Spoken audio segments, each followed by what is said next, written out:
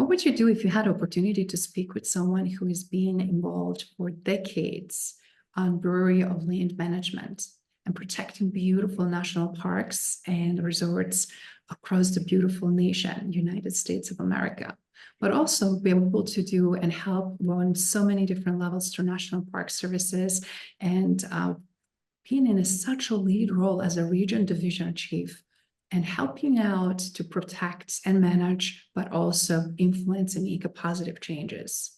In addition to that, it's also continued to serve on the journey for Colorado Apex, helping nonprofit organizations to be successful, continuously keep giving and giving to others to thrive, specifically small businesses, women-owned small businesses. Without further ado, I would love to introduce you to today's guest, where we're going to depict her legacy and tremendous work she accomplished, but so many other hidden gems that she's going to share with us exclusively here today on Legacy Leader Show with Izabela Lundberg. Please welcome our great guest, Lorna. And Lorna, that is joining us here from the back, here in Denver, Colorado. Lorna Gunning. Hi, Lorna, how are you? Good morning. Thank you so much for inviting me to participate and have a conversation with you.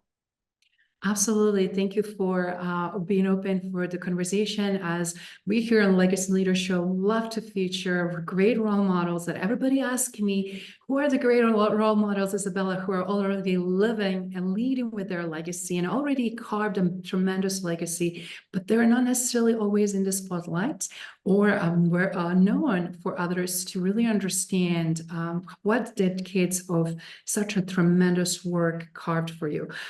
Before we go into all of this, Lorna, you came, you fellow transplant, fellow European, you came from Ireland to this country. Do you mind sharing a little bit about that piece of your history and tell us where did you venture and how does everything started on your journey?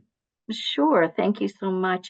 Yes, I was born in Dublin, Ireland, and I emigrated to the United States when I was just about 7 years old and came with my immediate family. And it was a big transition. I'm sure a lot of people who have emigrated realize too, left all of my family behind.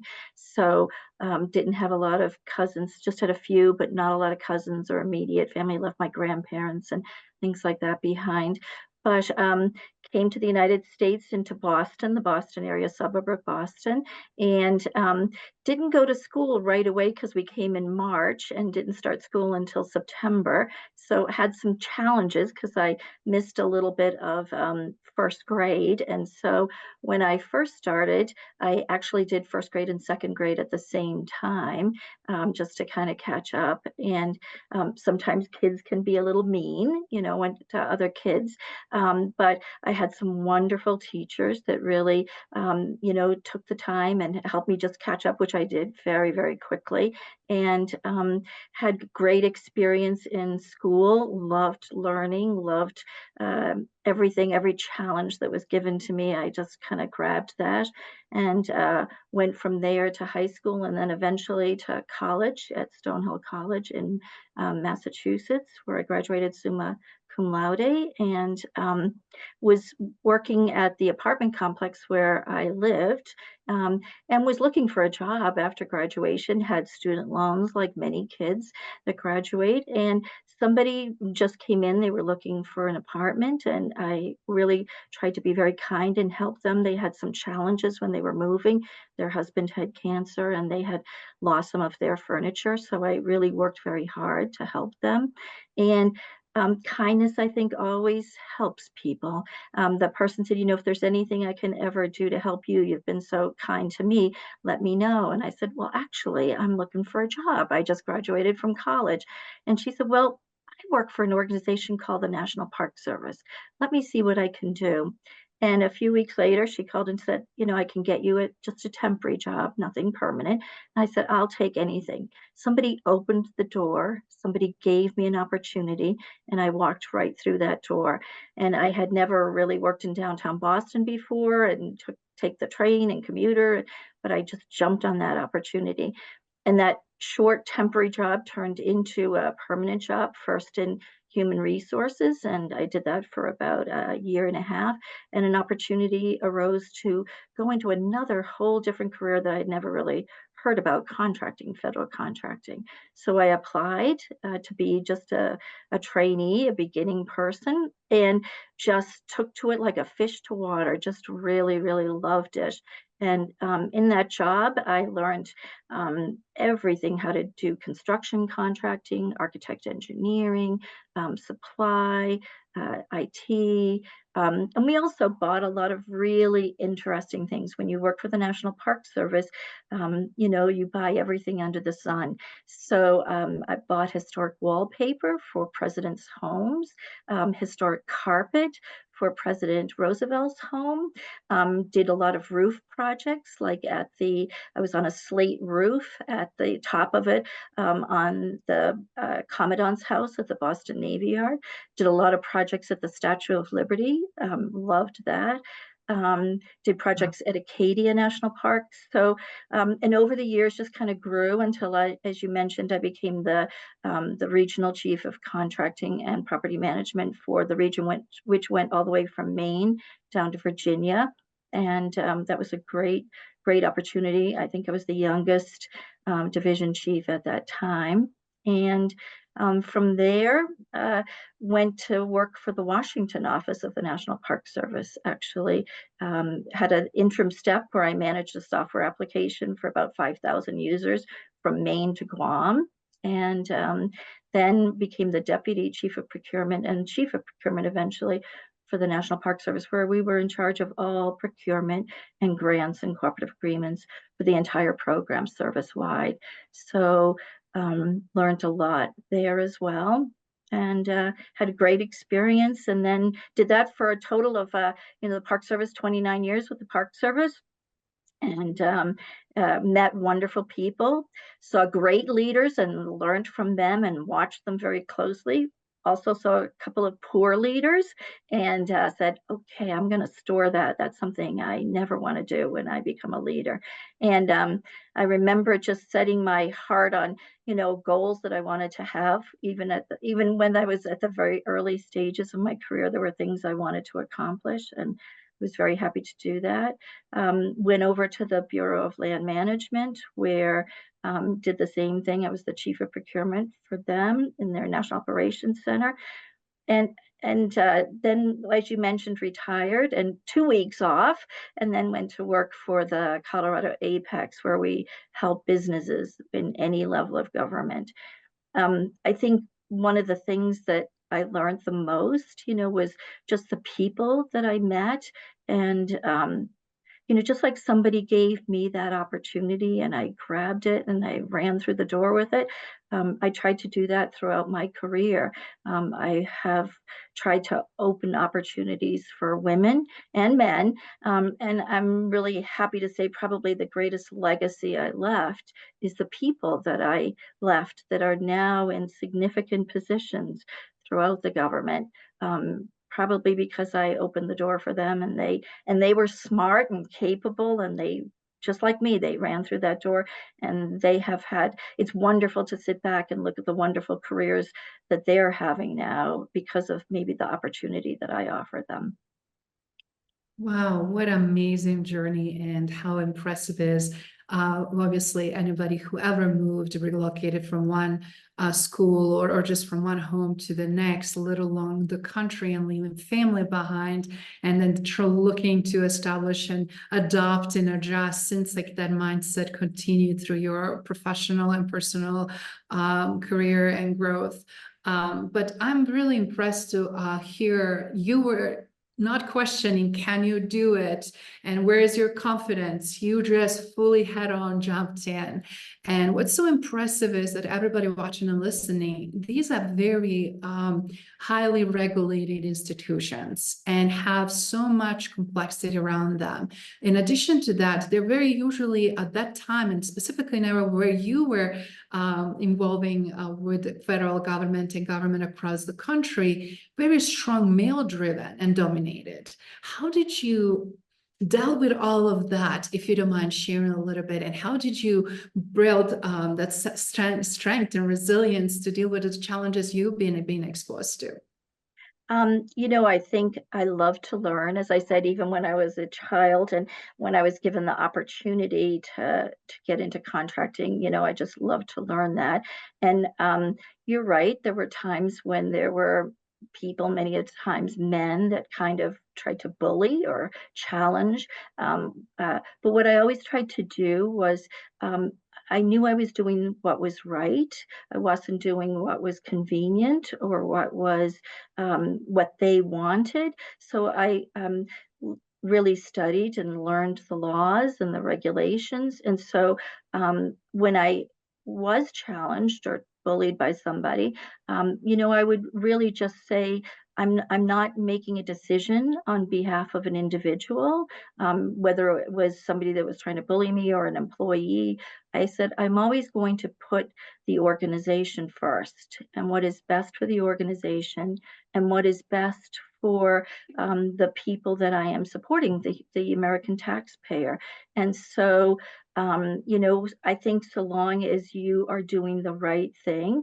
I mean, sometimes, I'd go home and I'd be stressed out, but I would always feel like I was doing the right thing. And I think so long as you're doing what's legally right, what is appropriate, what is not in the best interest of me or another person, but is in the best interest of an organization, which will last much longer than any of us, then I think you can withstand any of those challenges, because deep down, those people that might be trying to do that, they also are there to do the right thing. And if you're always pointing that out, or helping them to see that it's not about you, it's not about me, it's about the organization and what is best for the organization. And we're both on the same team, really. We both want to do the right thing for the organization. And I know this is your immediate need, but let's take a step back and let's do what's best for the organization, and we'll both be successful. I think it's always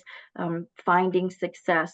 When I work with my clients now with the PTEC, I always say, what's best, let's find out what's best for everybody, not just the client that I'm working with, but let's find out what's best for the organization, the government agency that you might be trying to work with. I think if you always have that higher level focus, you'll never go wrong.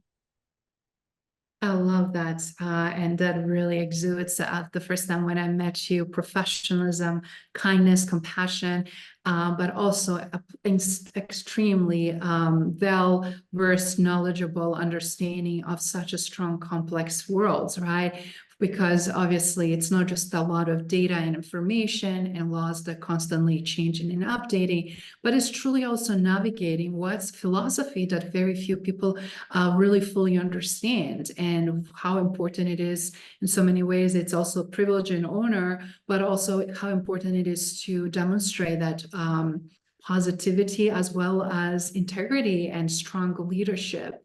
I'm curious, you mentioned earlier some great examples that you've been involved with property management on some historic moments. If you don't mind sharing just a little short clips of one of the biggest things that really historically, for everybody watching and listening, we also have a very global audience, that it's very little known, that might be enticing for audience as well, also from the contracting side, what some of those major projects are or were to that contribute tremendously and impact not only for United States but others in the world.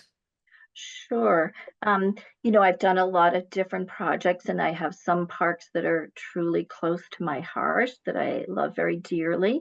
I love all the national parks. When you think about Yellowstone or the Grand Canyon, where, I've been for work and projects, I kind of describe them as kind of like, like a human being. They're the physical beauty of this country. But my favorite park really is the Statue of Liberty, because for me, that is the heart and the soul of the United States. That is, our message there is wonderful, and did a lot of projects, did some a contract or ethnography contracts where we interviewed people who perhaps they were getting elderly and they had actually gone through Ellis Island, and we wanted to capture their story before they passed on. And so I did contracts like that. We did. I've been up in the Statue of Liberty. I went down there to do some training and was in the Statue of Liberty when she was closed to the public.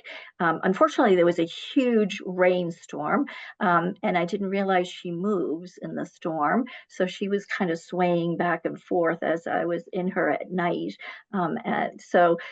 But just beautiful just to see her, and she's just such a symbol of the United States and of immigrants like myself. And I just think that's wonderful. One of the proudest projects I had was we built an outdoor theater in Lowell National Historical Park in Lowell, Massachusetts.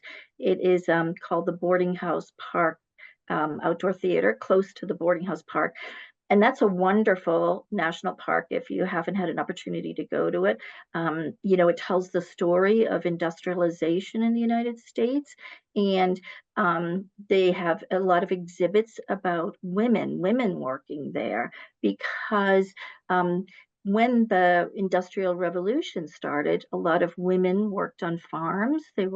And they said, they have stories there of women who said their lives were controlled by the sun when they would get up and go and work in the farm. And many of them left that because they wanted a career. And they went to Lowell and they worked and they lived in the boarding houses.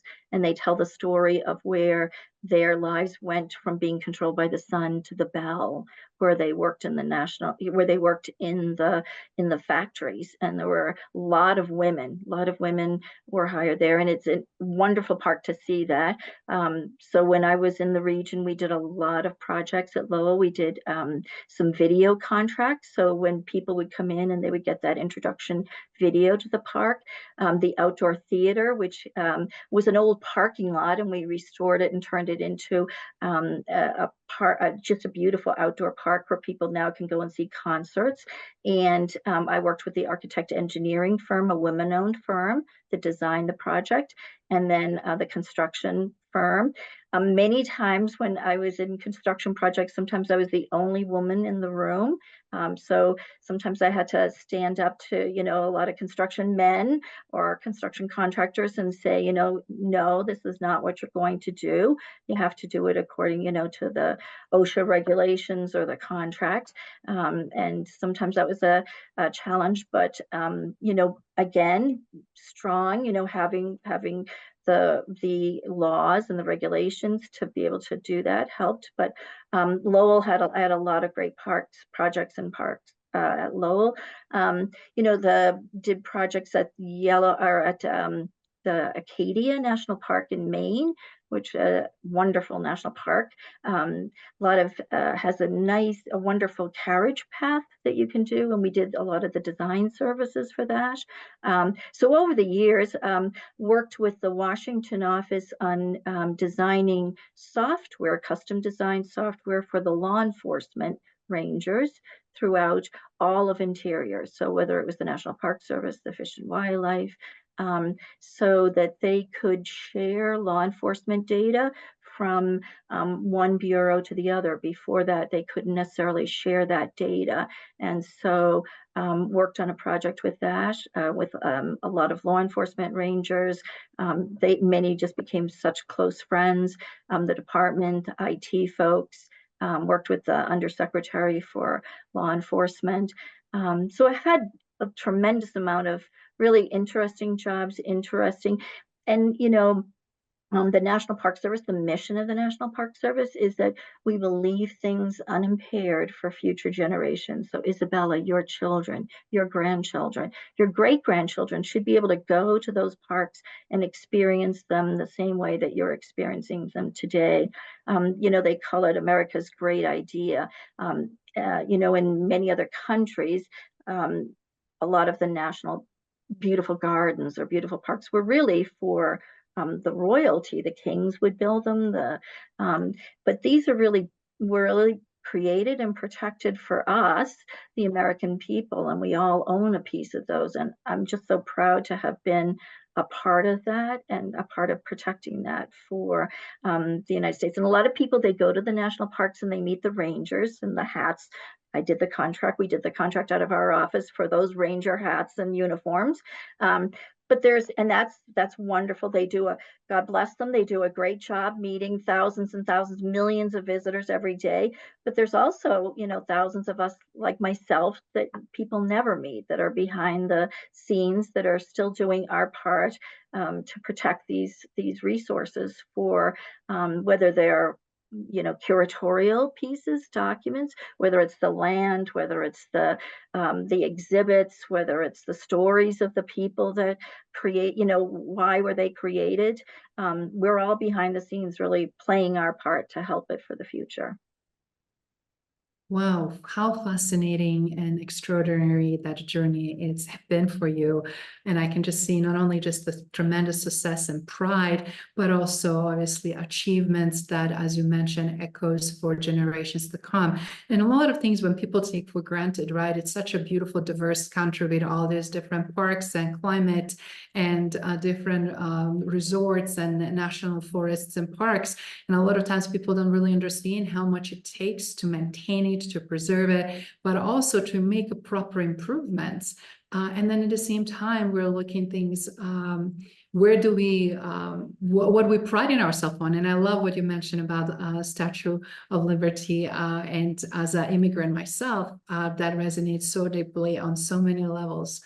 But I cannot, again, skip this without asking, because your success is such a profound, and I would love to, if you can share, what do you think was the most important attributes that help you to develop your leadership and also be able to speak in such a diverse environment, or be able to talk to different backgrounds and different teams and still be able to achieve what you needed to do? Great question. I think listening and learning.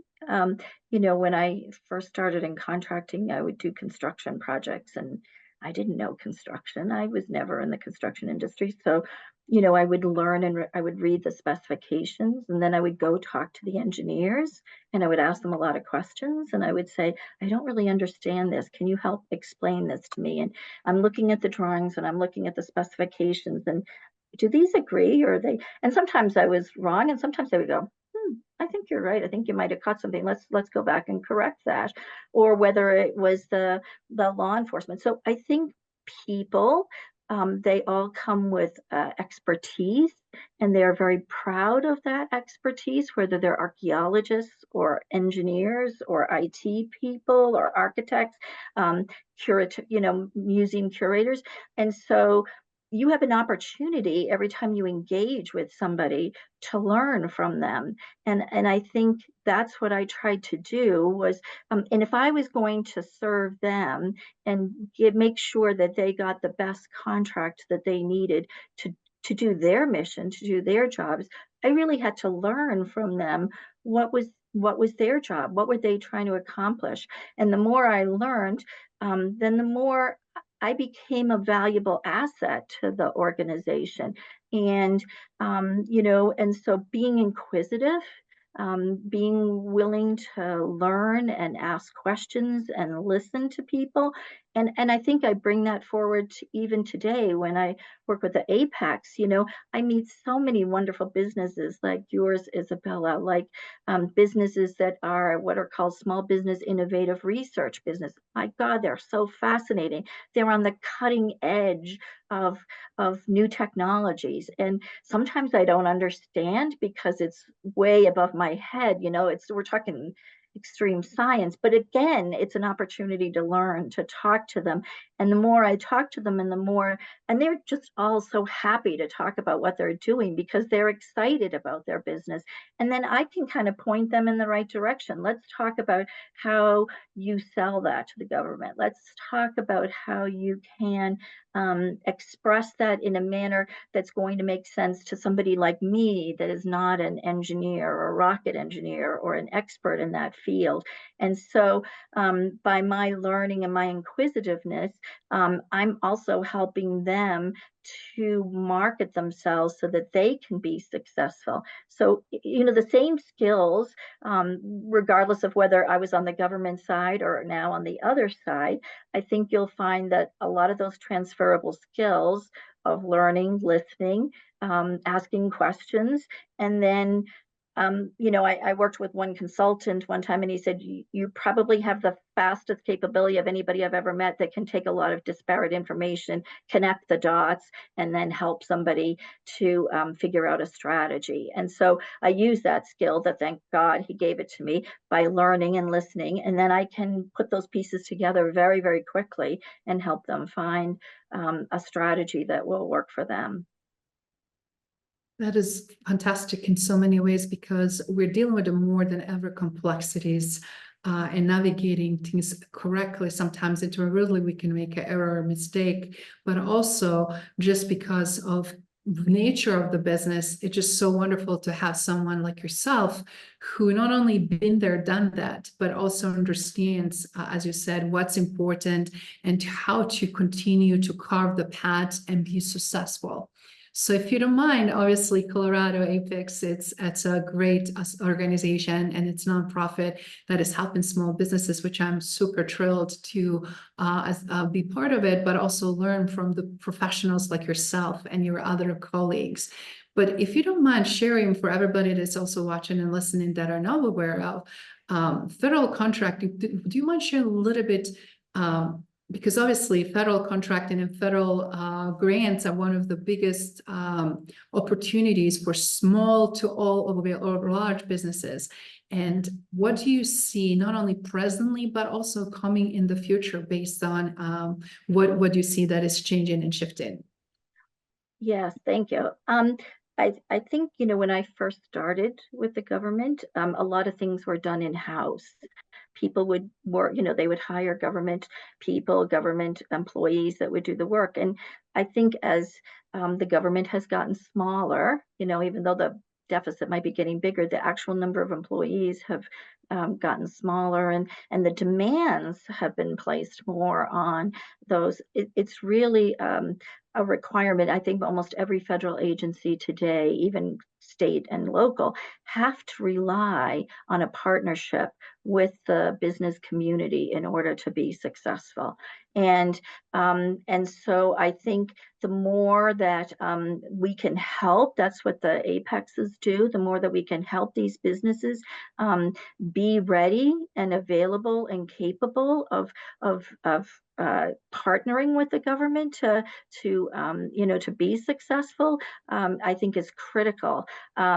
And there are some challenges to doing business with the government, and that's what we're here for. We are that interface to help you be successful. It can be daunting, it can be challenging, but we help you from the beginning right through to the very end. We don't leave you at any point, and we're here for you at your discretion. You don't have to meet with us every week, but if you'd like to, that's fine. We will meet with you.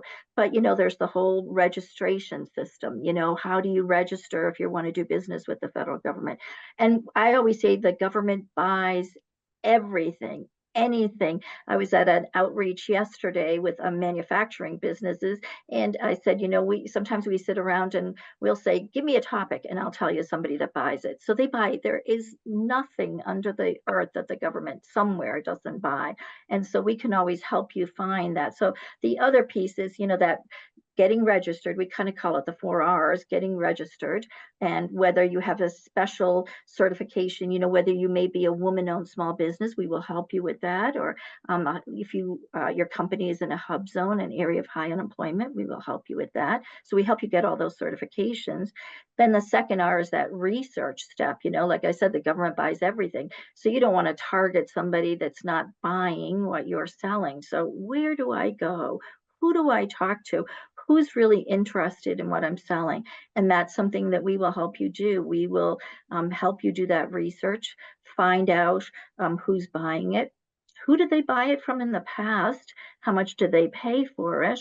And who is that successful vendor? So maybe there's a subcontracting opportunity, maybe there's other opportunities. Then, when you're ready, you say, I found this solicitation and I want to do business with the government. And I think I can deliver on this. Well, we're there to help you right through that. So we'll help you look at that solicitation and say, this is what the government's looking for. And what's really great when you work with us, because we have been with the government, I can read a solicitation and I can know this is a firm fixed price, or this is a best value. All these terms that you're all going, oh my gosh, what does this all mean? I know exactly what it means, and I can say this is what will help you be successful. This will what will help you win. So we'll help you review your proposal so that you will have the very best chance of success. And then if you win, we don't leave you then. We're right with you. The last R is just retain. You want to retain, just like in the commercial world, you want to retain that client. You want to make sure you do a great job. You want to make sure you have great past performance, and you want to make sure that the government says, my gosh, I want to come back and work with that firm again because they did great work. They're reliable, and they have great past performance. So we stay with you all the way. And I have many clients that are in the midst of contracts, and they'll call and say, I just got asked to do this, a change order. What is CPARS? I'm like, don't worry, we're here for you. We're here to help you all the way through, which is a wonderful, wonderful, really aspect to have. And it's all free. It is all free to you, our clients. And what I say is, sometimes people complain about government, but I always say, these are your tax dollars at work for you. This is one of the best things that the government does. It helps. And there are, I know we're talking here in Colorado, but there are 97 apexes across the country. So it doesn't matter what state or what area you're in. There's one that's right close by that's available to help you. So I always say to any business, and especially to women-owned businesses or minority-owned businesses, definitely, take advantage of these. And so many of our clients, they come and they say, "Oh my gosh, I wish I'd found you 3 years ago. Where were you? I didn't really realize you were out there, and I paid somebody to help me, and to now find out you guys do it all for free. Oh my gosh." So definitely we want to get that word out that we're here, we're available to help you, and for me, I feel like the government invested a lot of time and money in me and in my education and in my experiences and in my career. And for now, this is my opportunity to give back and to help businesses, help people. And I get as much joy from their success as they do. I'm just so happy. I always tell my clients, oh, keep in touch. Tell me if you win, because I'm rooting for you. I want you to be successful. I love the passion and drive and your powerful sharing, because you're right. So many people don't know what resources available, and so many of us have been in such a hard trajectory of paying external quote unquote experts, but then making many mistakes, or just simply not being fully understanding. Or sometimes we think this means one thing and in reality means completely something else. And also, I know that a lot of times people sometimes take things lightly, and these regulations, policies, procedures exist for the reason. I know it's hard to navigate sometimes, but I just love that compassionate and skilled and capable people like yourself exist. And it's so great for everybody also watching and listening that you are nationally available for so many different, obviously, states and cities where people can truly leverage that and utilize. But one obviously main thing for me is working so long for large corporations and consulting arena, but also seeing them being entrepreneur in small businesses. They're the blood of U.S. economy as well. Small businesses are blood of other economies across the world. And I'm so glad to see how much is dedicated for that to optimally not only help companies to survive when it's a difficult, challenging times, but also to thrive. Yes, yes. And, the government has really identified, especially the Department of Defense, has identified our industrial base as a national security issue. That's one of the reasons I was at the manufacturing outreach yesterday was we really want to encourage these businesses, and so many of them are creative, and we have the brightest minds in this country that are always just you know challenging themselves to come up with new ways, and we want them to do business with the government, with Department of Defense, with we need that industrial base. We need these 97% of the companies in the United States are small businesses. And so there are always opportunities for doing business. I'm not going to say it's easy, and you're not going to say that you're going to talk to me on Monday and you're going to have a contract on Friday. You have to be willing to learn and to put in that work. And as the presentation that I did yesterday, I kind of compared it to doing a house. Building a house, you start with the foundation and then you build the walls and the chimney, and so it's going to take some time and effort. But I feel for businesses, this is an opportunity for them not only to diversify their portfolio to include, government work as well as commercial work, but it's also an opportunity in many ways to kind of be a good citizen and support your country. And especially when you have great people like yourself that have such knowledge and experience, you want to be able to share that and help the agencies and help the government and help it to be successful and grow.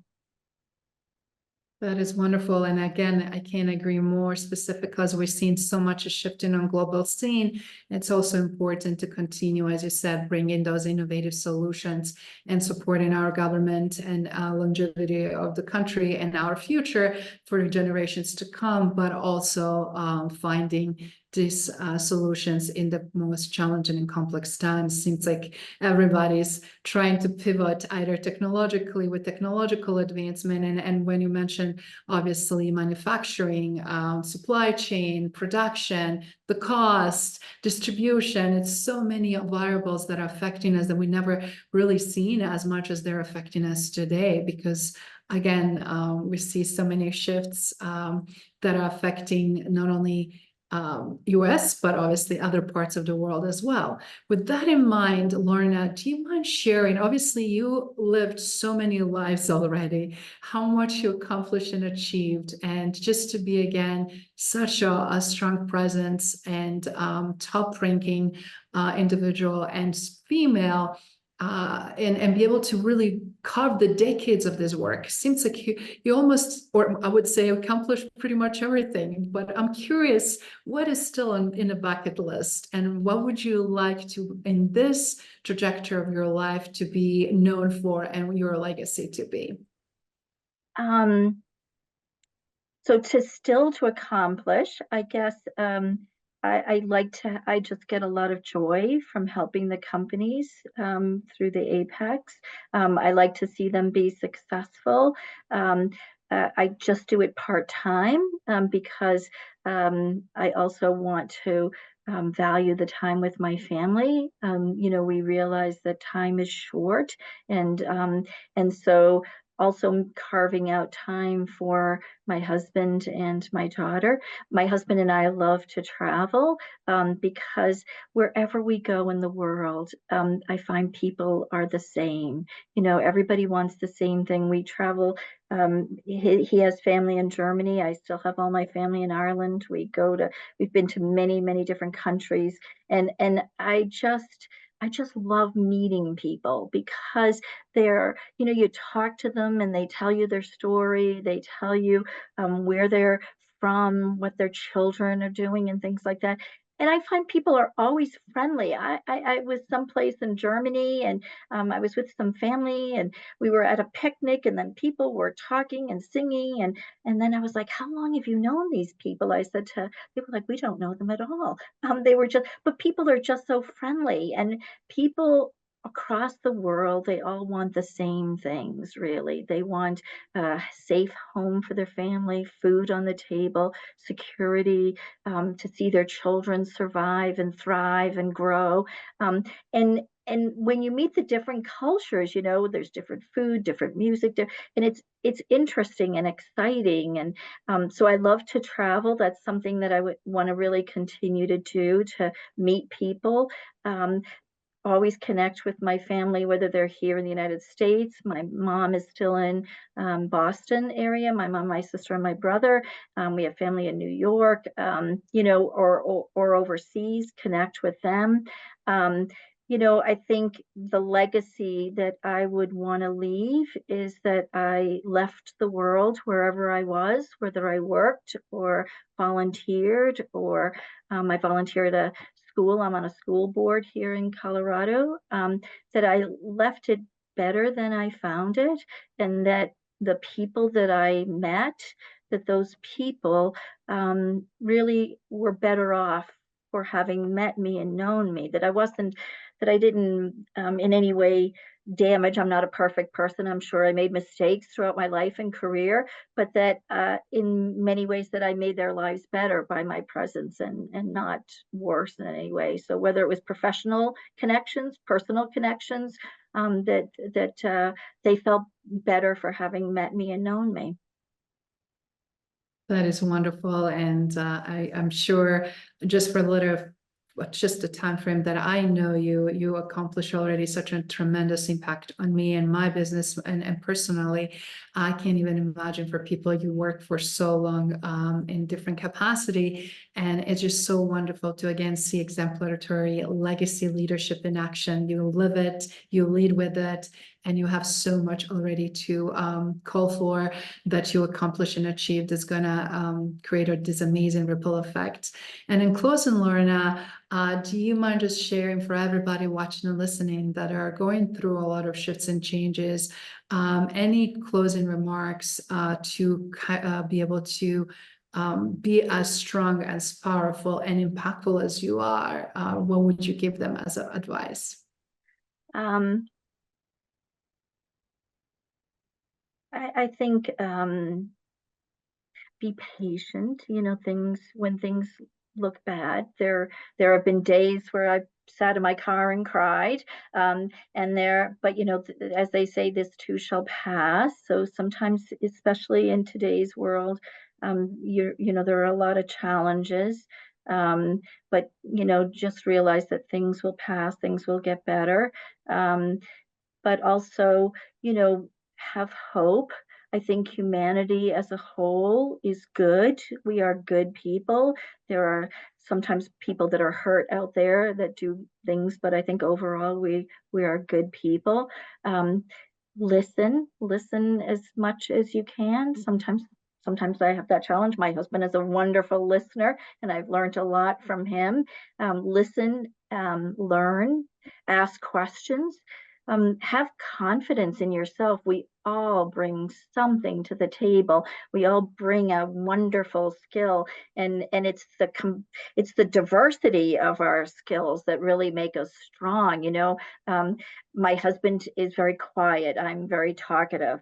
It's the mix of everything that really works well. And sometimes by human nature we tend to seek out people that are similar to us. But I always challenge people, find the people that are different from us, because it's the people that are different, whether as I, work with the SBIR firms like yours, I've never done that. It's the differences that make us strong. It's the differences that make us interesting. And for those engineers that are those rocket scientists, I would say, they live in that lane, and they are, God bless them, they're probably the greatest minds in the United States today. But then they need somebody like me that's kind of like the detail person, the business person. And so it's the the mix of all of us that really, so look for diversity, look for people with different perspectives, listen, learn, just keep learning, just keep learning. And when an opportunity opens the door, just like that person said to me many, many years ago when I had just graduated from college, would you be willing to take a 30-day job? Take that opportunity and run through that door, because you never know. It was a 30-day job. That's all it was. And it's ended up with this career that I have today. You never, ever know where that opportunity is going to lead. So when that door opens, don't be afraid. Run through it. Thank you for listening to Legacy Leader Show. If you enjoyed the content and had a positive experience, then please leave us a positive rating. In addition, leave us a positive review whenever you are listening on whatever platform there might be. Make sure your friends and family also know about the benefit and value that we provide and what we have to offer. Cheers.